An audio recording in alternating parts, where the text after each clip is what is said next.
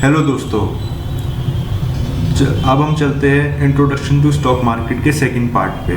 जैसे कि हमने पहले पार्ट में देखा था कि हमने अपने इस चैप्टर को 11 हिस्सों में बांटा है। एक बार हम उसको फिर से रिवाइज कर लेते हैं। The need to invest, the regulators, the financial intermediaries, the IPO market, the secondary market, index of secondary market, common use jargons, trading system and its uses, clearing and settlement process, 5 corporate actions and its impact on stock price, and key macro events and their impact on stock market। ये 11 हिस्से हैं। अब हम हर part में एक एक हिस्से को समझना शुरू करेंगे। हम इस चैप्टर में पार्ट में द नीड टू इन्वेस्ट को समझेंगे। तो चलिए चलते हैं आगे। चलिए अब हम समझते हैं द नीड टू इन्वेस्ट। हमें इन्वेस्टमेंट की क्या ज़रूरत है।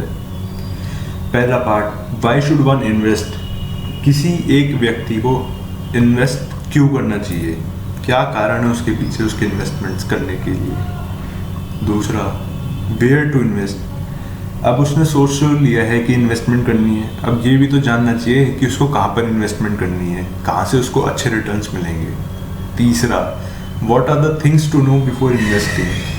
मतलब कि इन्वेस्टमेंट आपने सोच लिया है करनी है, ये भी सोच लिया है क्या करनी है, लेकिन उसके प्रोज कॉन्स, मतलब क्या ऊपर क्या नीचे हो सकता है इन्वेस्टमेंट करने के बाद।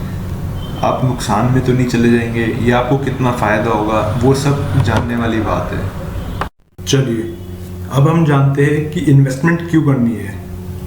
सबसे पहला कारण और सबसे बड़ा कारण आता है फाइट फॉर इन्फ्लेशन। मतलब आपकी जो इन्वेस्टमेंट आप करोगे वो आपको रिटर्न जो महंगाई दर होगा उस साल का, उससे ज़्यादा आपको निकाल के देगा। जैसे मान लेते हैं इस साल की महंगाई इन्फ्लेशन रेट आया 6% का और FD भी आपको लगभग 6.5% का रिटर्न दे रही है।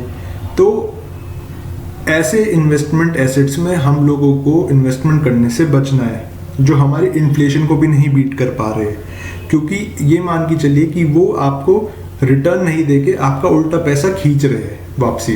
आपने 100 रुपये डाला, आपको 106 रुपये साल के अंत में मिला, पता चला इन्फ्लेशन 7% हो गई, तो आपको जो 7 रुपये की ज़रूरत है साल के अंत में, वो आपको सिर्फ 6 रुपये मिले। अब जो आपके 100 रुपये थे वो 99 रुपये रह गए खाली, जो 1 रुपये आपका इन्फ्लेशन ने खा लिया है। दूसरा कारण, क्रिएट वेल्थ। मतलब कि आपको अपनी संपत्ति बनानी है या आपको इतना रकम जोड़ना है कि वो अपने आप, जैसे बोलते हैं ना, मनी मेक्स मनी, आपको इतना पैसा इकट्ठा कर लेना है। आपने किसी शेयर में लगाया पैसा, रिलायंस जैसे में, या विप्रो का एग्जांपल ले लेते, सबसे फेमस एग्जांपल है विप्रो के एग्जांपल में। क्या हुआ, अगर आपने उसके IPO के टाइम पे शेयर्स अलॉट करवाए होते 10,000 रुपये के, तो बोलते हैं कि आज की तारीख में वो कम से कम 100 से 200 करोड़ रुपए के मिनिमम हो गए होते। तो वो एक तरीके का आपका वेल्थ क्रिएशन हो जाता।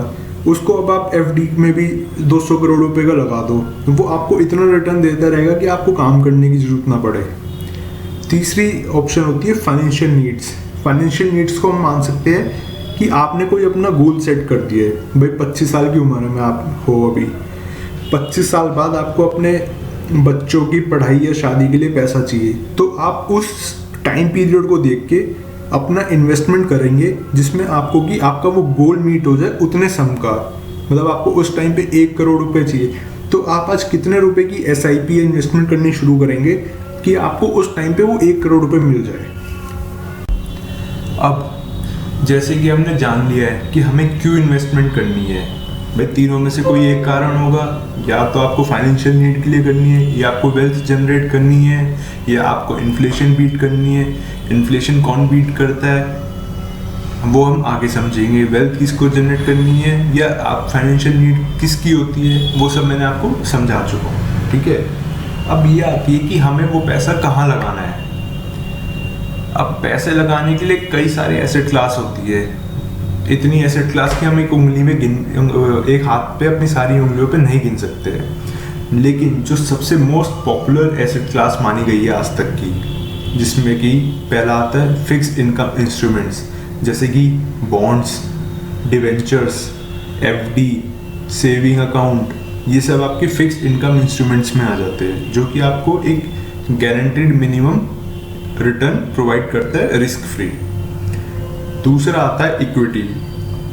इक्विटी से आप समझ ही गए होंगे, शेयर मार्केट, जैसे शेयर्स में इन्वेस्टमेंट करना, या शेयर्स, आप ऐसे शेयर्स ले लीजिए जिससे आपको एक डिविडेंड के तौर पे फिक्स इनकम आती रहे। ठीक है।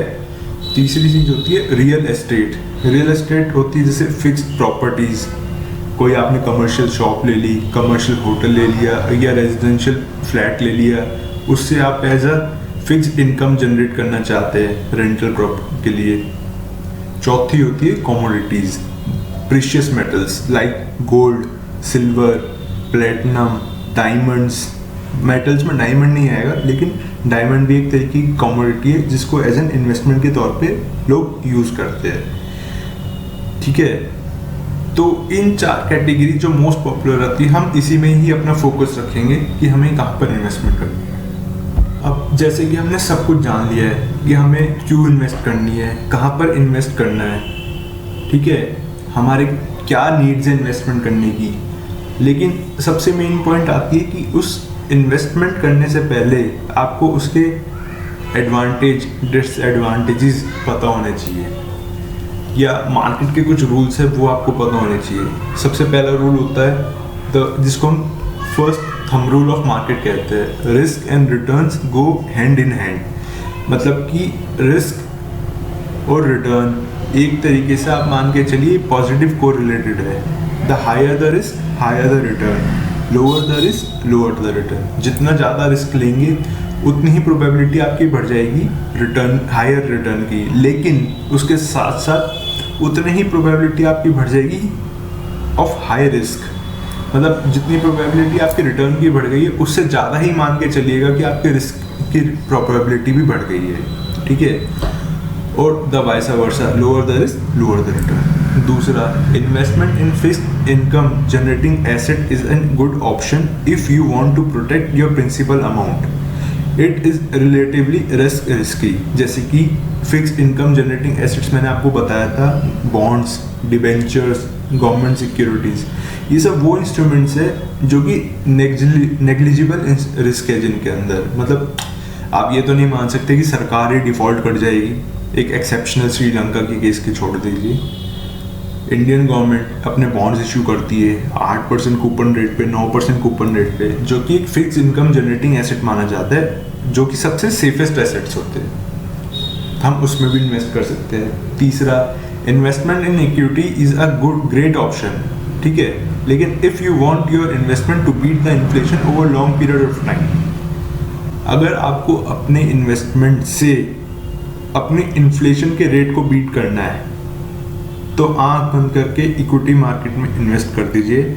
ऑन एन एवरेज आपको लगभग अच्छे समय के लिए अगर इन्वेस्ट करेंगे तो आपको मार्केट 15% से ऊपर का ही रिटर्न निकाल के दे देगी। वैसे एवरेज माना गया है 12 से 15 के बीच में। चौथा, real estate investment require a large outlay of cash and can't be done with smaller amount. जैसे कि हमने ऊपर जाना था पहले, वेयर टू इन्वेस्ट में फिक्स प्रॉपर्टीज, फिक्स एसेट्स। तो जैसे रियल एस्टेट सबको पता है एक हैवी कैश एसेट है जिसके लिए आपको कई करोड़ों रुपए चाहिए। भाई जो अमीर है वो तो इन्वेस्ट कर लेगा, अब बेचारा जिसके पास शुरुआत के लिए ही 10,000, 20,000 या 1 लाख रुपए है, वो कहाँ से प्रॉपर्टी इन्वेस्ट करेगा रियल एस्टेट में।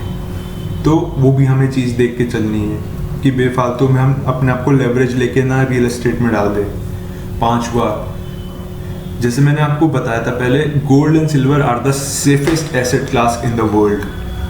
मतलब highly liquid and highly safest, and on an average they beat the rate of inflation. ऐसा माना जाता है कि इन्फ्लेशन के साथ साथ ही चलते हैं, इन्फ्लेशन से ऊपर का रिटर्न नहीं आता है गोल्ड और सिल्वर के अंदर, लेकिन the most securest form of asset है ये इस वर्ल्ड के अंदर।